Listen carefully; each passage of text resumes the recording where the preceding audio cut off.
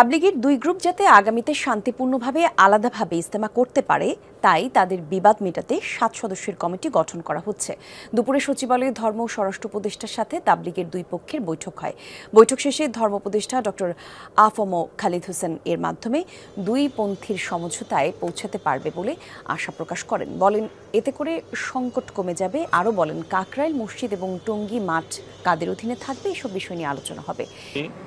আজকে তবলিগের বিবাদমান দুই পক্ষের লোকজন এখানে এসেছিলেন, আলেম ওলামা হিসাবে আমরাও এসেছিলাম, এখানে কথাবার্তা হয়েছে এবং দুই পক্ষের মধ্য থেকে প্রতিনিধি নিয়ে প্রশাসনের কয়েকজন প্রতিনিধির উপস্থিতিতে একটা কমিটি গঠন করা হয়েছে। তারা বিবাদমান এই উভয় পক্ষের কথাগুলো শুনে একটা স্থায়ী একটা সলিউশন এবং একটা সমন্বয় করে দিবেন।